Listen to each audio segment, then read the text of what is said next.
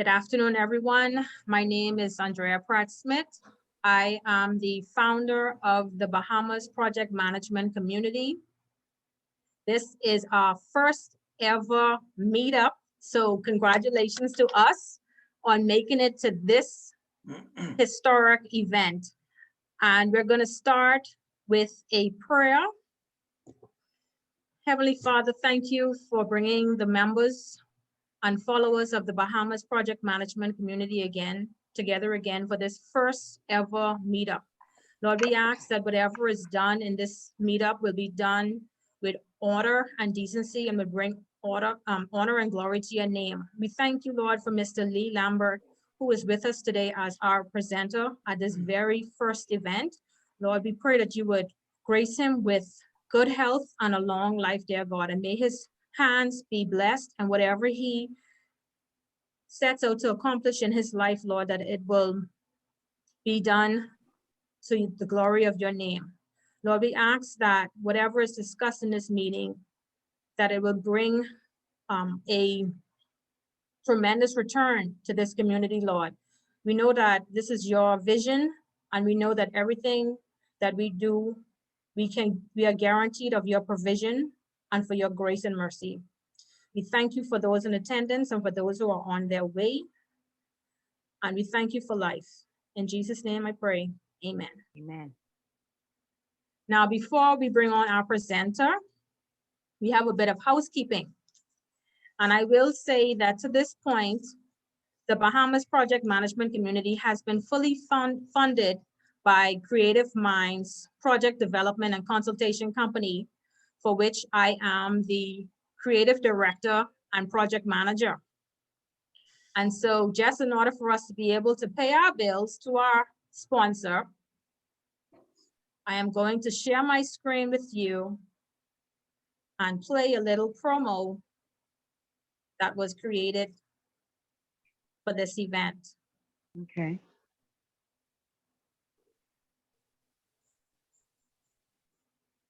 One second.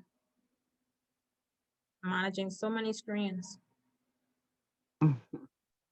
Okay, can you see my screen? Yes. Okay.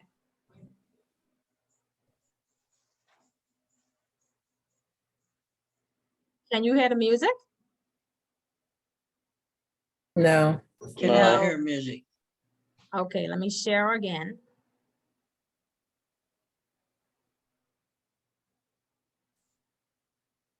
You guys gotta bear with me 1 second.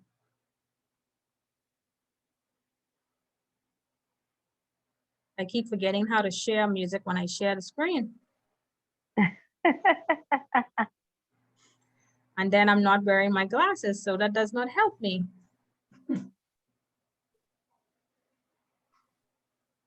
Okay, found it. There you go.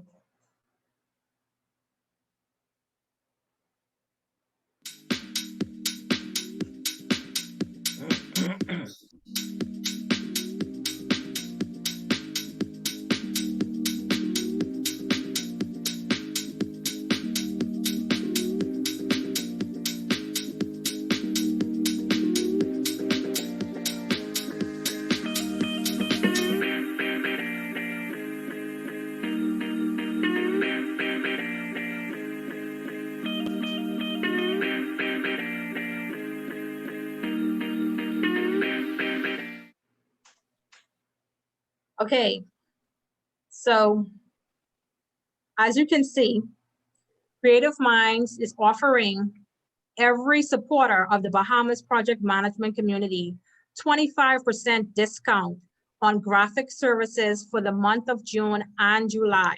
So if you are a supporter of the Bahamas Project Management Community, you have a 25% discount on any of your graphical service needs, which is invitations, wedding programs, all these nice video clips that you see us putting out, we actually create each and every one of those in-house. And so we just want you to know that that is our first promotion to the community. Second bit of housekeeping.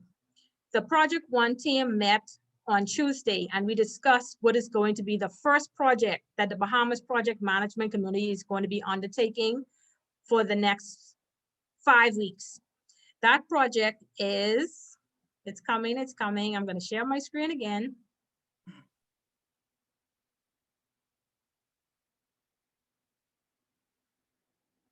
Project 1 is a kids club.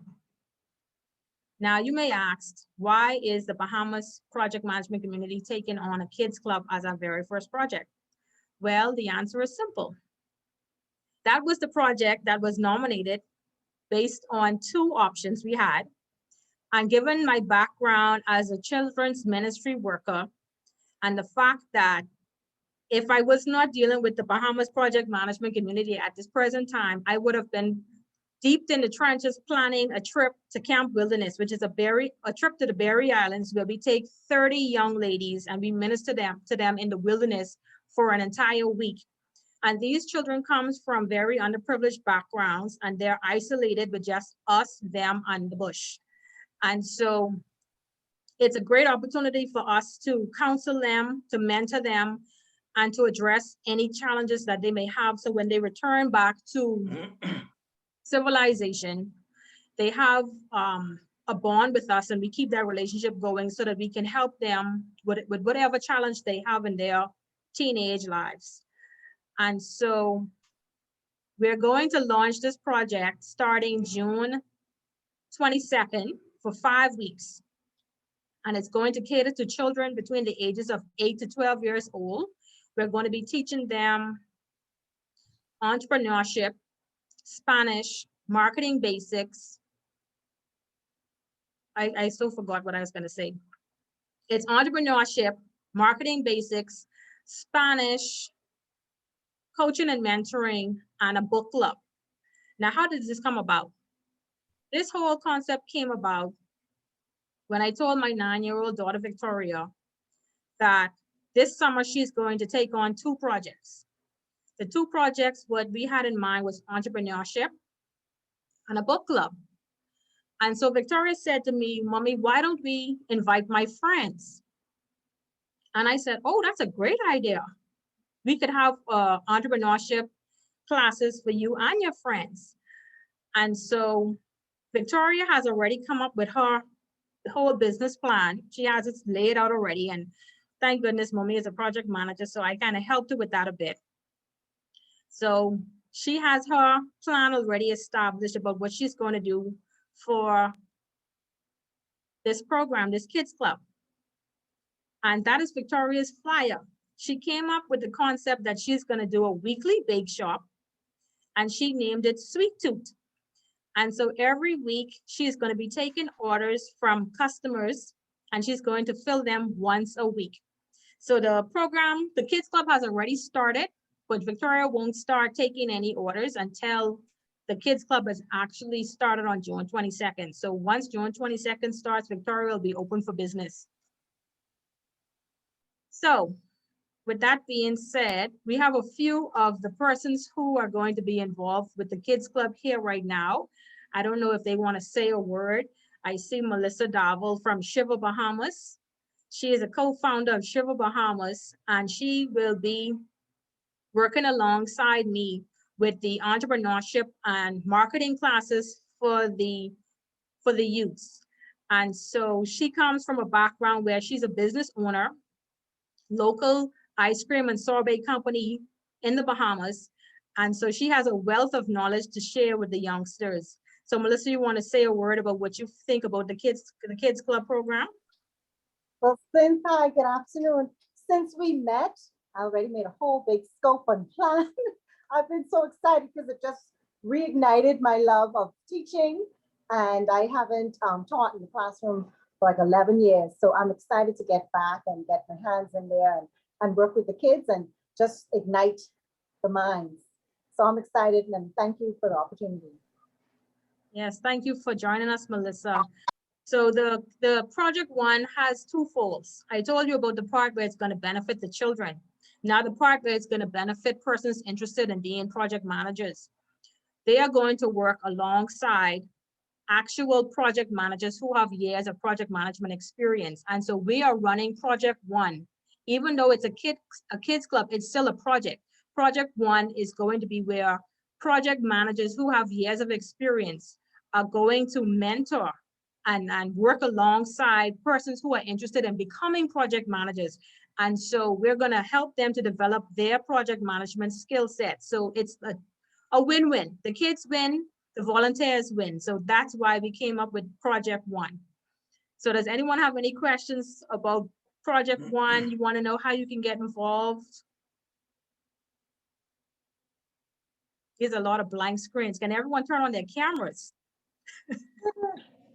I'm seeing just names. You said there's an introductory video to learn about it. No, I did an introduction. I did a video for the Creative Minds promotion. Okay. We're gonna put a video on our YouTube channel about the Kids Club. Okay. And the Project One, the people who wanted to join that, what's the procedure? If you want to join Project One, please send an email to info@creativemindsprojects.com. And we will reach out to you and let you know how you can be involved with Project One. Any other questions, Melissa? Anything else I missed? No? Okay, so Project One gets started on June 22nd and it runs until July 22nd. It's going to be 4 weeks of instructions starting on that Tuesday and then Thursday for 1 hour, 4 to 5 p.m. The fifth week, we're gonna actually have where the kids present their oral book reports and we issue awards to them on that fifth week, that Tuesday. And then on that final Thursday, the final day of the program, July 22nd, we plan to take the kids on a field trip. So even though the program itself is going to be virtual for 4 weeks, the fifth week, the last day of the fifth week, we're gonna meet in person, take the kids on a field trip to probably Adastra Gardens, and then we're gonna take them to lunch and issue them their awards. So we're asking persons who may not have the time to volunteer. Maybe you have a few extra dollars you can spare and you want to sponsor a child, because like I said, some of the kids are coming from underprivileged areas in the Bahamas, and it may not sound like a lot, but $30 is a lot to a family whose parents are unemployed at this time, but we want to assist the children as much as we can. So if you cannot donate your time, maybe you can sponsor a child or two, or you can assist us with funding for our final day, which is the awards ceremony and the luncheon and the field trip. So that's my final plug about Project One. And we're making good time. So I am going to say the introduction for Mr. Lee Lambert, who some of you may know if you follow project management. He is known as a project management guru, or maybe that's just the name I'm putting on Mr. Lee. But Lee R. Lambert is one of the original founders of the PMP credential, one of only 70 PMI fellows and winner of the PMI Distinguished Contribution Award. Mr. Lambert has been a PMI professional for over 5 decades, and he likes to joke and say that's longer than most of us has been alive, but that's true. Lee will share with us the significant value associated with establishing and nurturing an active project management community. He believes that true learning takes place when peers collaborate and share knowledge. Mr. Lee is VP of the knowledge transfer for Rotor Consulting in Cleveland, Ohio, and has dedicated his life to the profession and has provided learning programs to over 50,000 professionals in 23 countries.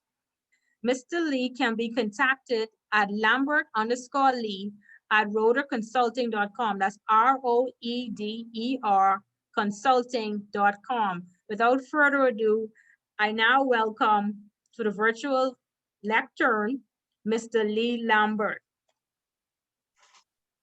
Thank you, Andrea. And you're going to put my slides up, are you? Yes, I am. Okay. Yeah, I'm so excited. I didn't know about this Project One until tonight. And I've got to tell you that almost everything I know about project management, I learned in the volunteer community, because those are projects that really take entrepreneurial spirit, thoughtful thinking about how to get things done when there isn't a large corporate sponsor. And I cut my teeth on volunteer projects. So before I really got involved in the project management as a profession, I was running volunteer projects for underprivileged kids, just very similar to what you're doing now. And I think what happens is people begin to realize the benefits that accrue through utilizing project management. It's been around. We formed the project management group in 1969, and it's now has members of over 800,000 members, 1.35 million credentialed people in the world of project management. And the way I look at it, and I always have, is it's really quite simplistic. It's not brain surgery. It's a matter of common sense business principles applied in a variety of applications where people can benefit from what we've learned over the years. Now, we formed a document that kind of guides people in project management. The first one was written in 1996, which was 119 pages. The latest one is 800 and some pages, and it provides the guidance material for those of you who want to be in the project management. Next slide. If you look at this next slide, you'll see my point is this: it really isn't brain surgery. It's not that complicated. It's not that complex.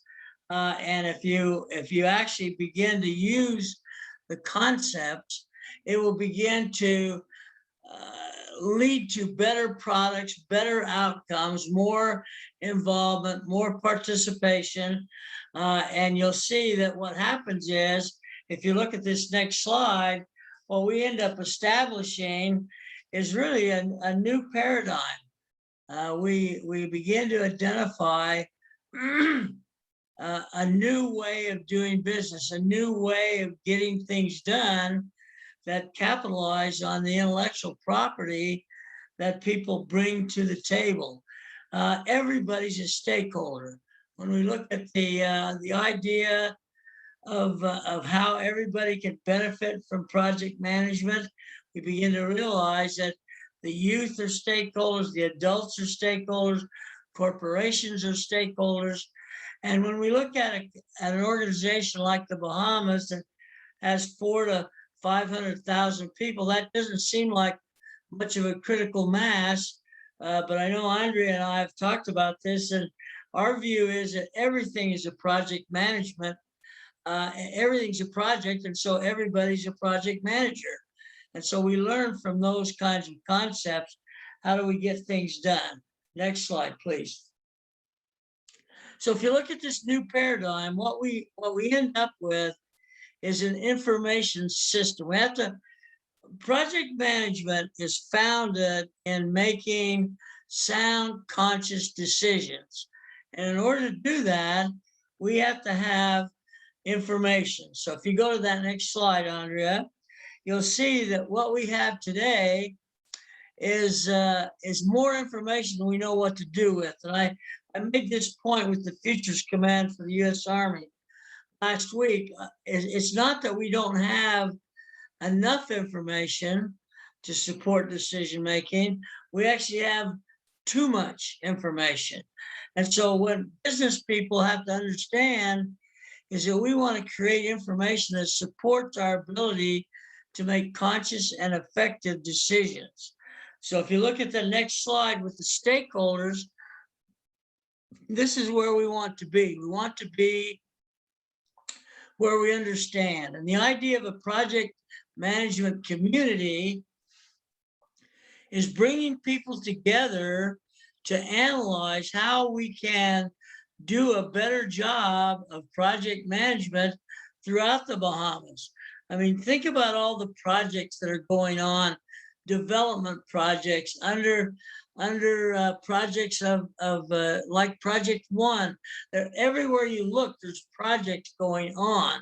And so we have to understand that we have to take those projects and create the ability to do them effectively. Next slide. And so if you look at this, what we want to be sure we understand is that there's not a flavor of the day. There's not one way to do project management. There are many ways. And there are ways that we have to develop the most meaningful, the most useful. And as I get to the end of my presentation, I'm going to give you some lessons learned that will allow you to understand the potential associated with running projects in this particular environment. So go to that last slide, and then I'm going to talk to you a little bit about why I'm here. There's three areas of learning curve, if you will, that project management comes into play. The first one is the idea that we plan our projects in effort hours. So if we say there's 8 hours of effort, then that's what we put in our plan. Unfortunately, we execute in duration hours.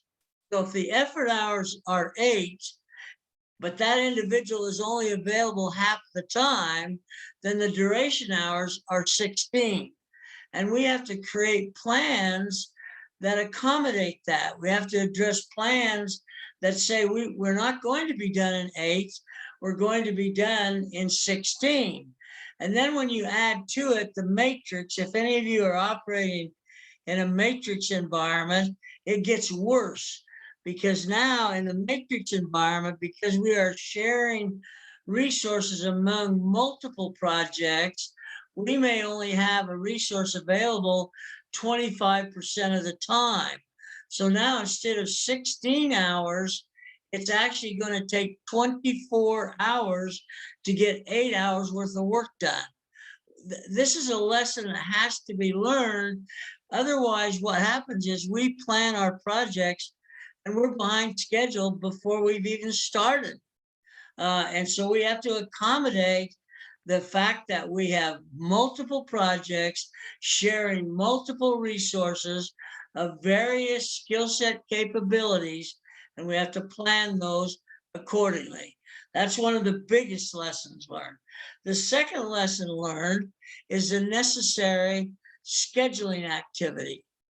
We've gotten kind of hung up on bar chart schedules. Everybody thinks a bar chart is the way to schedule projects.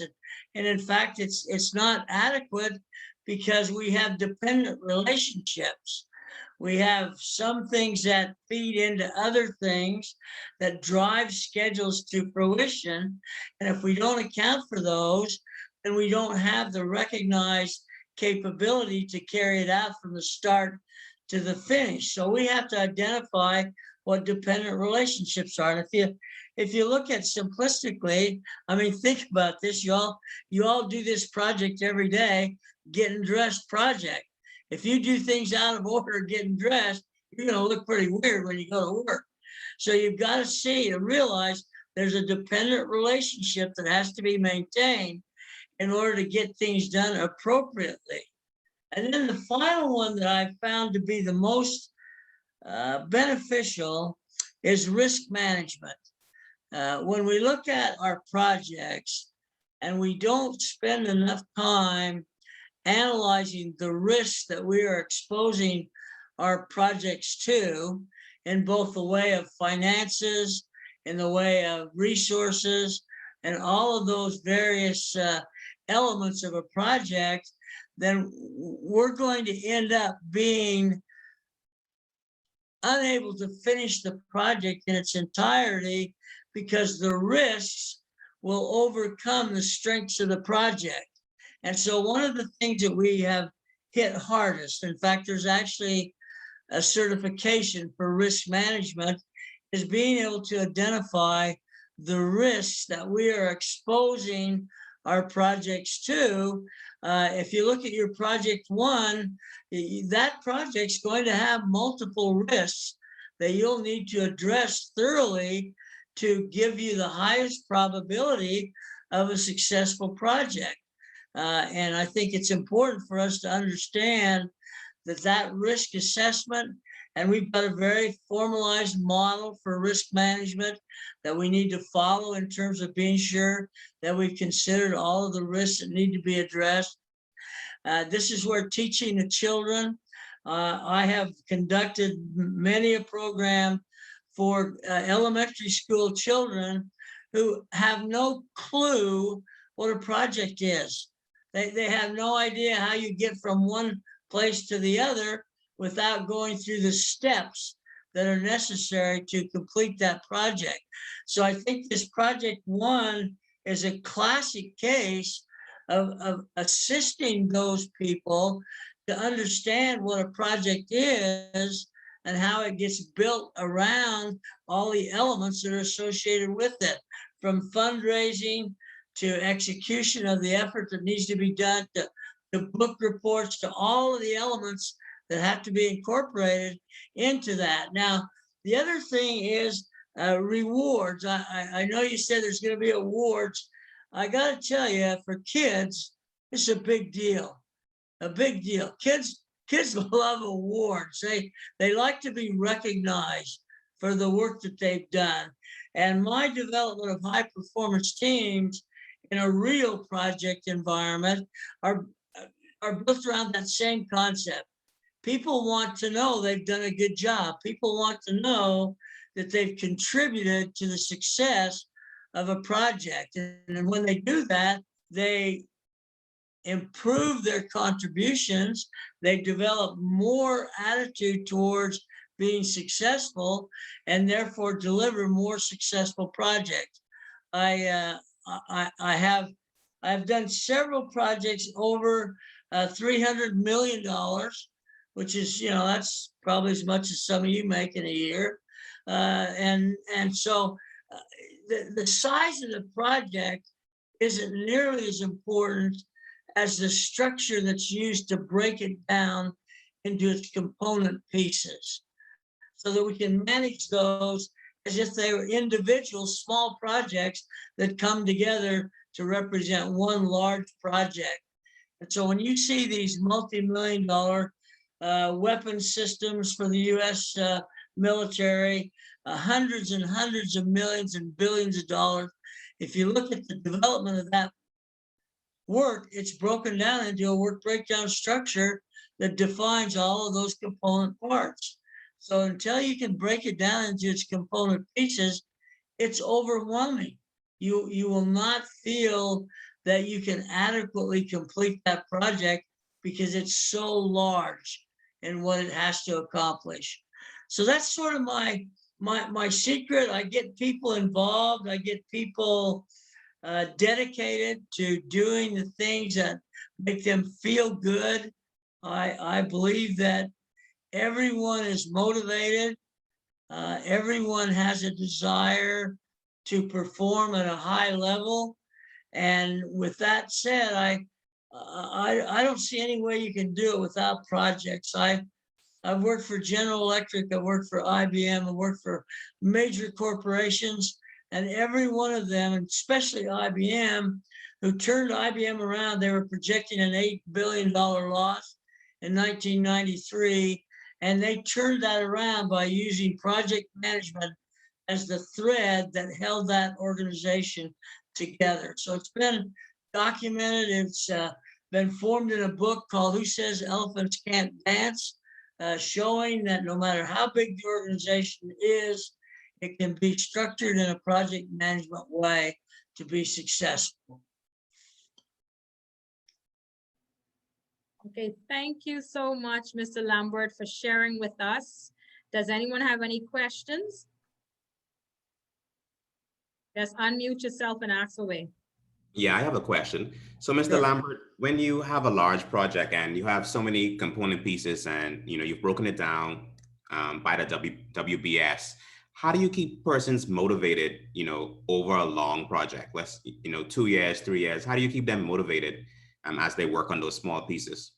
Mainly by feedback. I think if you've ever read any Ken Blanchard stuff, the 1 Minute Manager, he says feedback is the breakfast of champions.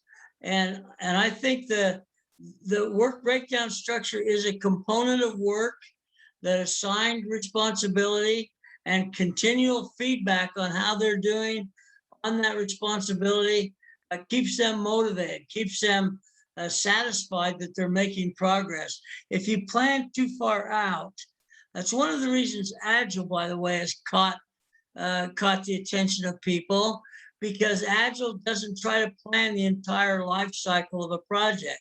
It plans component pieces so that you can make assessments of progress on a rapid basis and then move to the next phase. So I think feedback on a regular basis is the only way to really do that effectively.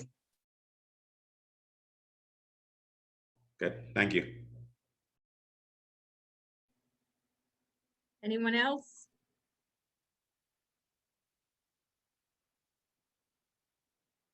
Now, let me tell you one thing.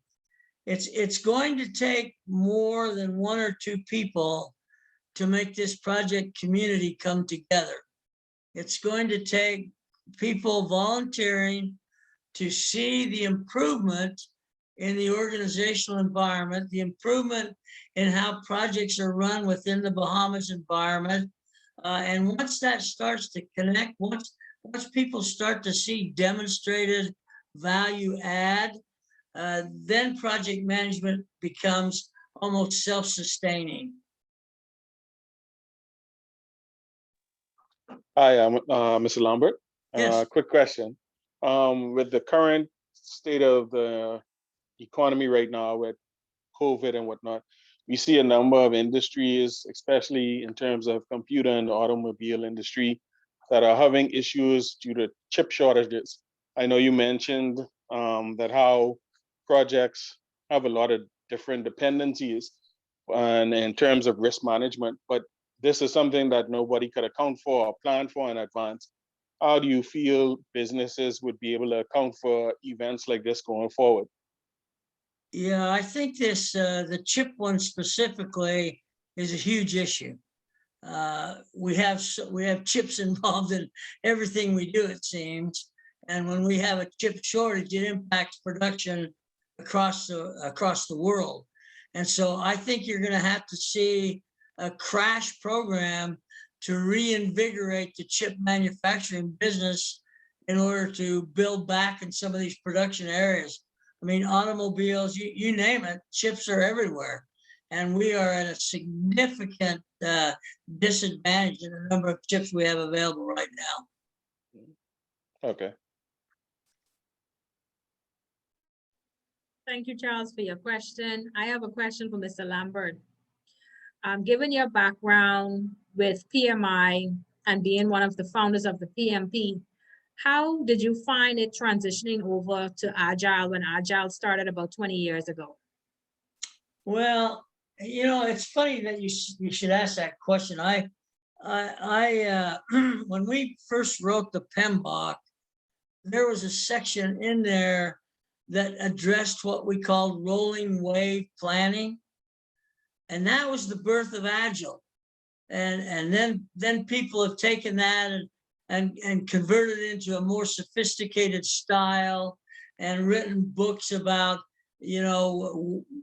wow books that PMI has published. PMI acquired Discipline Agile to address this urgency in growing the Agile business. But I think we have to understand that Agile isn't made for everything. Agile is not for production. Agile is not for manufacturing. Agile is not for road projects. So it has a specific place. And I have to admit, I think it's added value to the development of software projects. But it's not for everything. And so I think what's happened is we get what I call cultists, and the cultists think that Agile applies to everything. And I just don't necessarily agree with that.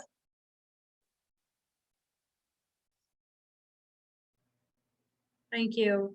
So do you think that Agile should just stick to software development, or should it be pushed like how the different certification bodies are trying to push Agile and make it seem like those frameworks underneath the Agile umbrella can apply to any industry and project management? Well, I think the benefit of Agile, if you think about it, is if based on what we were talking about earlier, breaking it down into smaller pieces, it really facilitates the control of changes because it'll let you assess the impact of changes in a much more rapid way. So I think from that standpoint, it adds value no matter what kind of environment you apply it to in configuration management. It's going to be a very big issue in the coming years. Change management is going to be huge. And part of that's driven by the Agile approach. Okay, so given your response, do you think it's kind of wise for current project managers who were really traditional PMP holders to kind of branch off and try to get some certifications underneath Agile? Oh, what a wonderful question. Here's my position on that. I said I published this not too long ago. I think that the PMP is the basic certification. I think everyone should have the PMP. And then I think it should be supplemented with Agile. So I think everybody, my position has been, I told the PMI people this, you have a 1.3 million base to market Agile to because they've already got the PMP. So they need to now supplement that PMP with the Agile elements as well. So they're a perfectly rounded project manager. That's a great response. But for someone like me, who I have my PMP and I've started looking into Agile certifications, it kind of gets confusing to know which direction to go, because you have Scrum, then you have Kanban, and you have all these different things that come, all these different frameworks that come underneath the Agile umbrella. So I know, you tailor it to your goal, what are you trying to accomplish with your career? But it just seems so overwhelming, and you have all these different certification bodies. You have the Scrum Alliance, you have the Agile Alliance, and it seems like every day something else is popping up with Agile. So how would you advise us? Again, my personal opinion is we have too damn many certifications. Okay. And I think that if you supplement with the Discipline Agile Scrum Master certification, you're going to be ready. If I may, on that same note as Discipline Agile, so I keep hearing mixed reviews on it. I know that is now integrated into PMI, but I guess your feedback or your summary as to what Discipline Agile is and what it brings to the PMI body.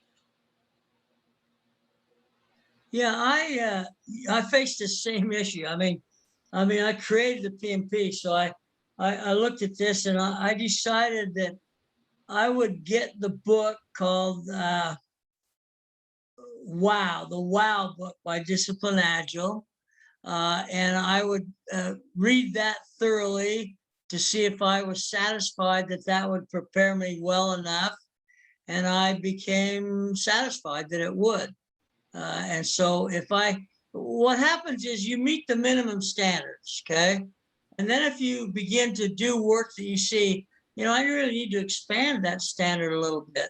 There's some things that I haven't picked up in the Disciplined Agile, and you're gonna have to expand. To me, learning never stops. I'm a lifetime learner. And so I don't see that'll ever stop, but I want to get the basics. And then if I have to add on to that, I will. One more question, if I may. Sure. As it relates to, I know prior to Discipline Agile, I think it was PMBOK. I think that's basically Agile. That's an Agile Certified Practitioner.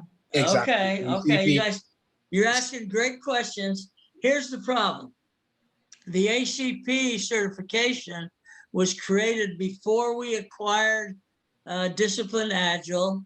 It was the PMI standard for Agile, but now we've incorporated this new component in. And so I get this question all the time: should I get ACP or should I get DAS? You know, and so my answer is I'd probably get both, to be honest with you, because there's some people that have the ACP that just need to supplement with the DAS and the Scrum Master. And any significant difference between the two? Say that again. So I have a general understanding of both, but what is the big differentiator between the two? Yeah, I think that the Discipline Agile Scrum Master is a little bit more thorough and covers the topic a little bit more completely than the ACP does. Okay. Okay. Mr. Lambert, I have like 3 questions. So my first question is, compared the DSM compared to Scrum, I mean to Scaled Agile Framework, SAFe, is it more prescriptive or is it more general in how to deal with things? Because SAFe, if you look at SAFe, a lot of people criticize it because it's very prescriptive, it's very process heavy. So how would my first question would, how would you compare that new certification from PMI with SAFe? Second of all, I do agree with you that not every project Agile is the way to go. Now, my question is, being a PMP guy, have you gotten to a project and said, instead of going the traditional PMP route, that you said, I would use Agile, and if that was the case, what did you use, Scrum or Kanban? I use Scrum. And I'll wait to the other answer before I make my third one. Yeah, no, I've not used Kanban. I've used Scrum. I felt the Scrum was adequate for the needs I had on that specific project. Okay, and between the first question I had between SAFe and this new PMI certification, what difference or what noticeable difference you would, if any, you would say that they have? Between the ACP and the Discipline? No, not the Discipline Agile one versus SAFe. Well, you know, I think the problem I have with that is I think there's a lot of interpretation that has to be made because I don't think they don't on purpose try to be so prescriptive. I think they try, well, it's kind of the basis of Agile is to be able to keep that flexibility in how you carry that work out. Okay. And third and final question. In my case, I am a product owner, so I am more within the product management space that you know of. Is there going to be a product owner certification that PMI will be supporting? At this point, I'm not aware of that. I'm sort of involved on a peripheral point of view. The product owner is, as you probably know, should be a part of that team that's developing that product. But as far as a certification, I am not aware of that at this time. Okay, thank you, sir. Sure.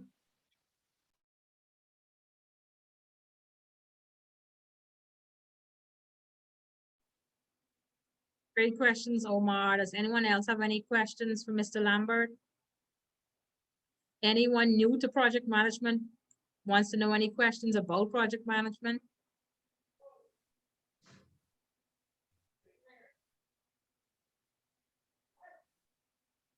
This is your chance.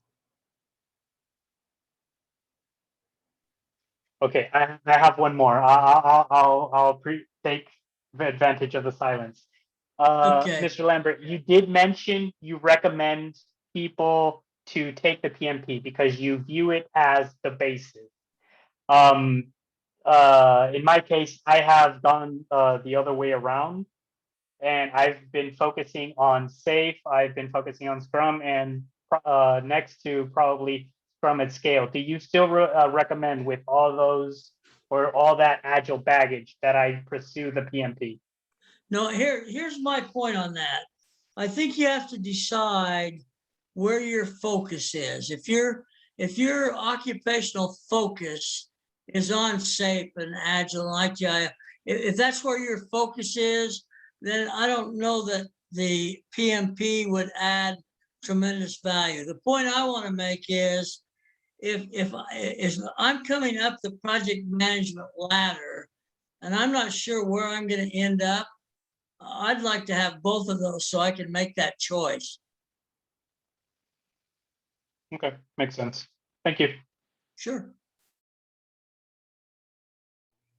Hi, Mr. Lambert. Before you sign off, two quick questions.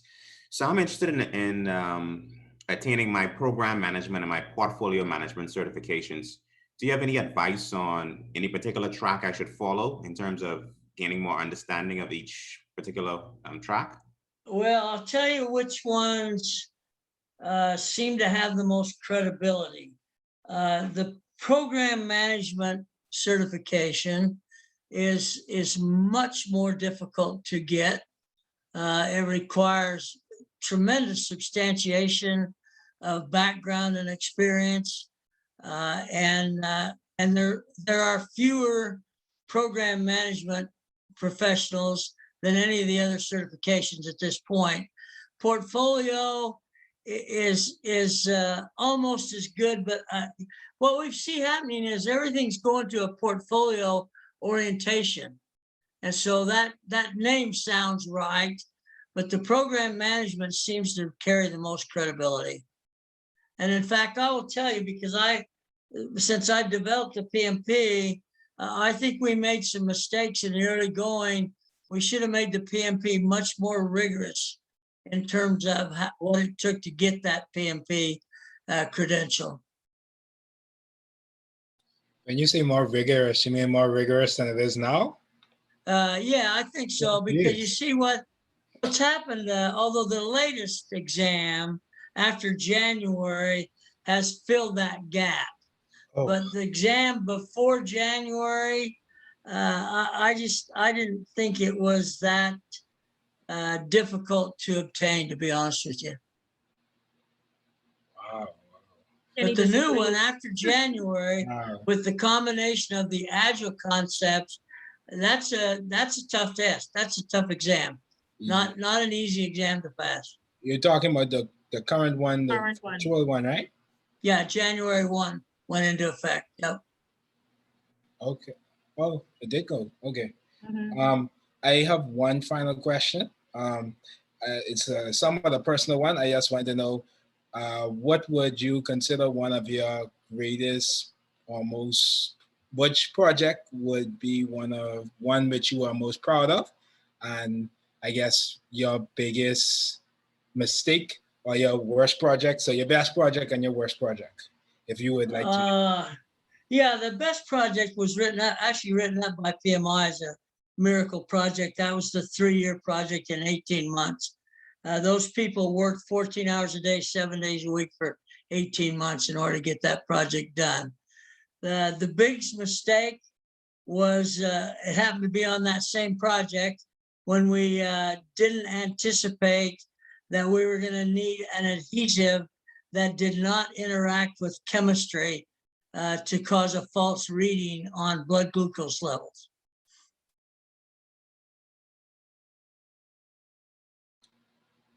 Okay, that sounds very technical. Can he have more questions for those questions? Yeah, that just opened up a whole door. Yeah, well, listen, the project was this. It's a blood glucose monitor for in-home use. It's called AccuCheck. It commands the marketplace and has ever since we put it out in 1990. But when we did it, we had to create a new chemistry to interact with the blood, and we had to build the strips with adhesive, and we had to find an adhesive that wouldn't interact with the chemistry.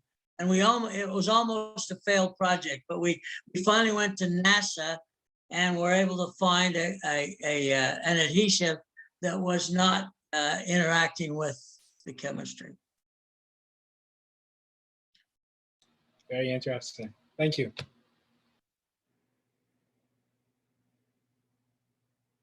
Anyone else have any questions? Yeah, I have a question off of that same Mhm. failed project. So when you have those kind of relationships between a healthcare company or a healthcare provider, and you reach out to someone like NASA, you know, who brokers those partnerships, and how do those partnerships work? Is that kind of open source technology they share openly, or is there like copyrights that happen in between? No, the adhesive was actually confidential, and it took requirement from our CEO to the head of NASA. Yeah, figured something like that. Okay. Yeah.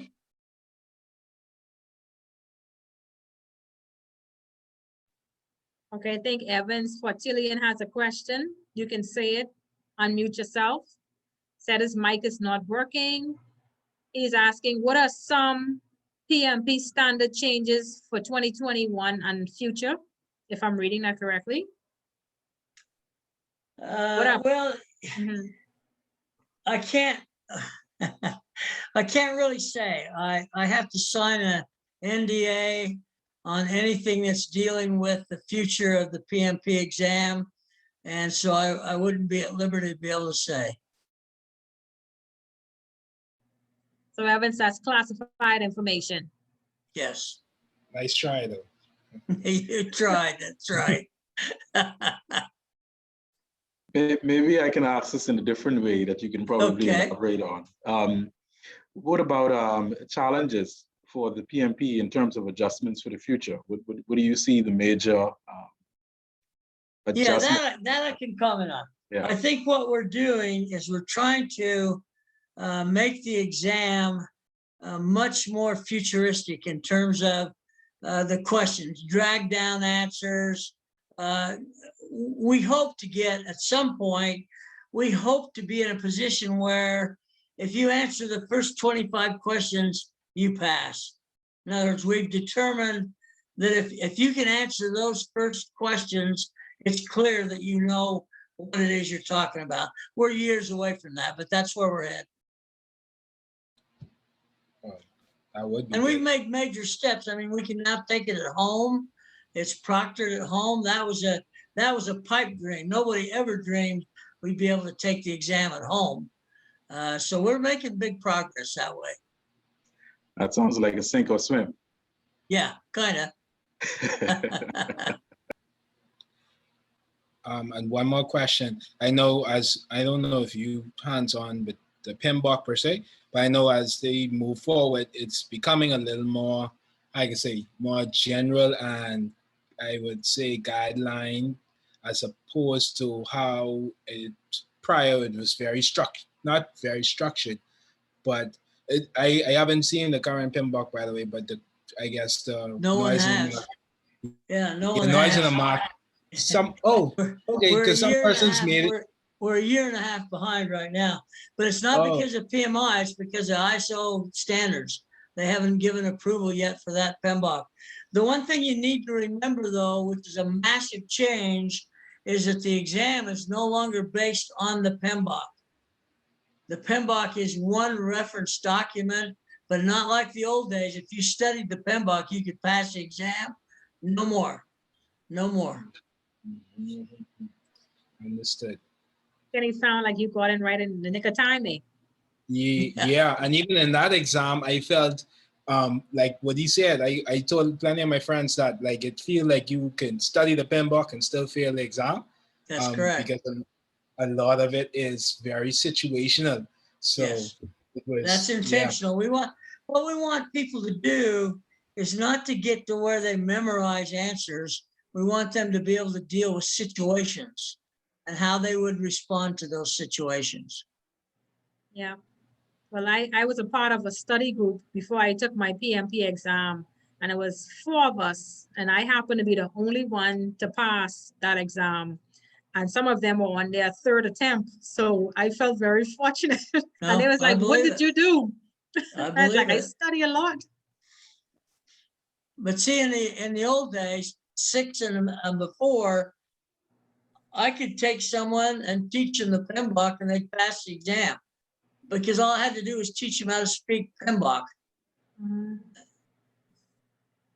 Yes, but the exam is very situational, and that sitting down for 4 hours is really exhausting. So Yes. is there any chance they would decrease the time for that exam? I don't think so.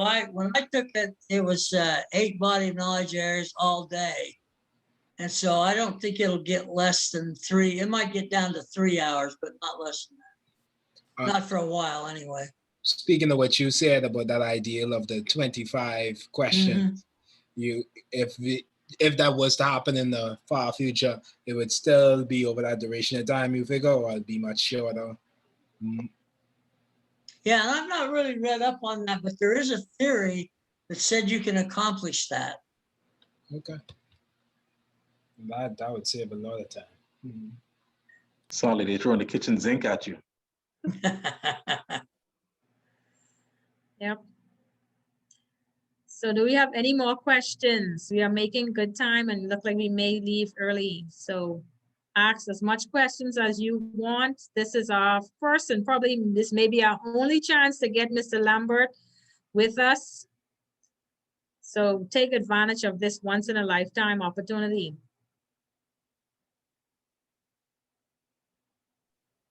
I have a question, Mr. Lambert. For Sure, somebody Charles. who is new to the project management profession, because I got my certification in 2020, how would you say to implement that in the workplace? Because a number of, even on my current job, it seems like in terms of project management, they want you to come in with 10 years experience already hitting the floor, but there's no like gradual introduction to it.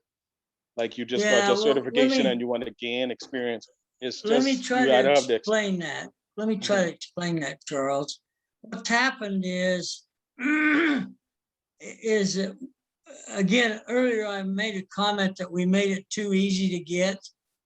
And I think what's happened is a lot of people who have the PMP aren't PMPs. Okay. They're good test takers. Okay. And so that's why many organizations want to see that depth of experience, because they have much more confidence that you have the kind of knowledge that you need in addition to passing an exam. Okay. All right. So in terms of getting that experience, what's your advice about getting that? Well, I think you just have to. When I was first starting, I just volunteered to run projects.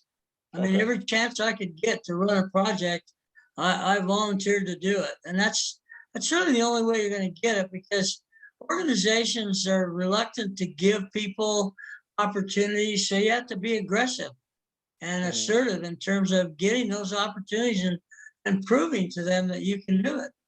Yeah. Well, what I've started to do with this, even with this group, a number of my friends have taken the project management certification, and they have worked on projects.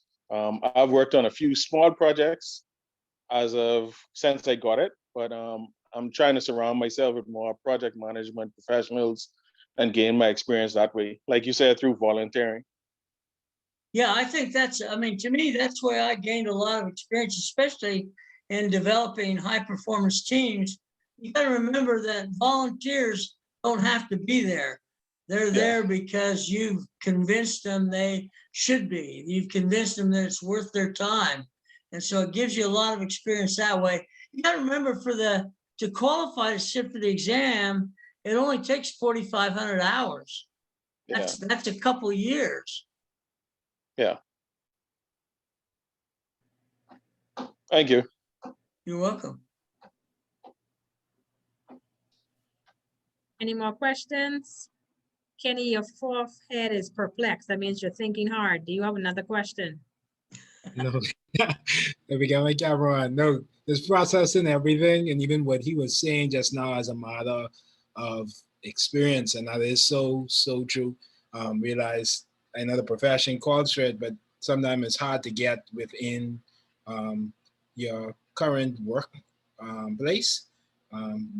Most of my experience from more volunteer projects out external and for nonprofits, but to get it inside or get it in-house, it's very challenging, and persons not even giving you, I can say, Well, the other thing to remember, please remember, is a mentor. Find mentors. Find people who you can pick their brain and how they do things and what kind of things they do in certain situations. I think mentorship is the true value of learning comes in mentorship. I agree. Agreed.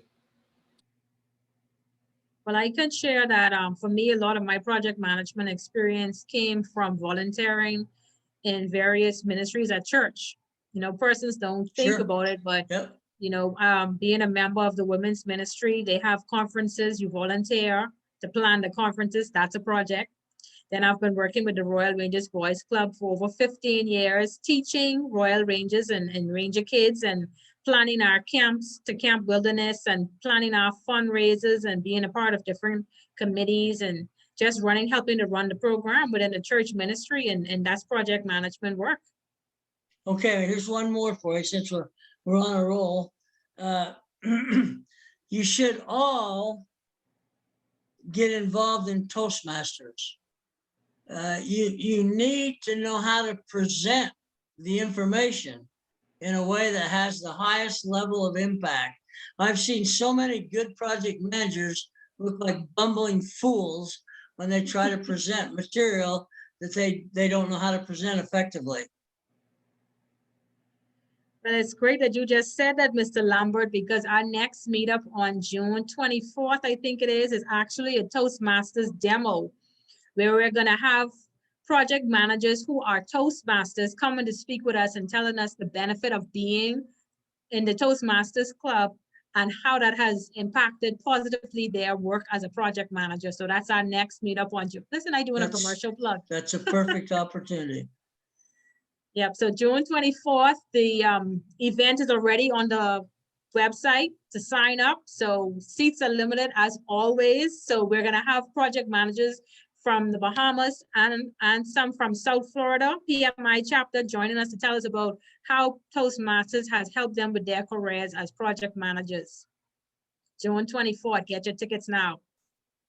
Yeah, you just have to remember, you gotta want it. It's not gonna come to you. You gotta go get it. Yes, I agree. You have to put in the work. Yep. Do we have any more questions? Omar, do you have any more questions? No, I'm good, thanks. Okay, so I have a request of everyone who's behind a black screen. Can you please turn on your camera so we can take a picture very quickly?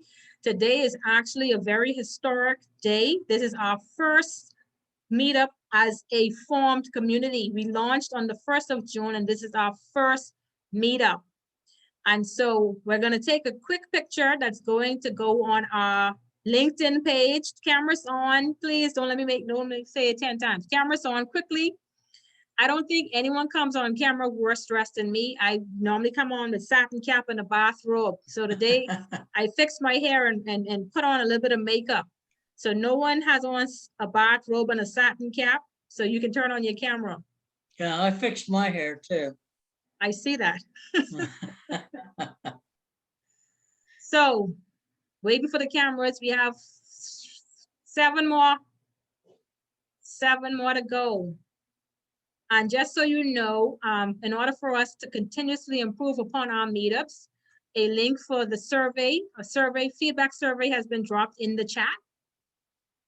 You can complete that after the event has ended, and we will collect your feedback and work upon improving our meetups. Because feedback is important, right, Mr. Lambert? Yes, absolutely. Okay, we have 6 more cameras to come on before I could just click this one button. And then you guys can go back behind the darkness. 5 more, Mr. Fortillion, Colebrook, Jackie, Horton, Morris. If not, okay, before we take our picture, just to make it a little bit more fun, there's a gesture that we need to do to celebrate our first meetup. So anyone has an idea what gesture we can do? Omar? Thumbs up. Thumbs up. Absolutely. Caroline saying, put the one finger up. My daughter actually did that when she turned one there for you 1 go. year old pictures. 1. Hey, but I need this finger to press the button. Hold on, next on. Haha. Okay, so we ready? 5, 4, hold on. Let me take this chat down off my screen so I can take a clearer picture. I don't know what I just pressed. Nope, leave the chat up. Hold on, finger over here. Ready? 5, 4, okay, let me stop talking. Just say go. One more time. Mr. Lambert, your finger is crooked. Hold it straight.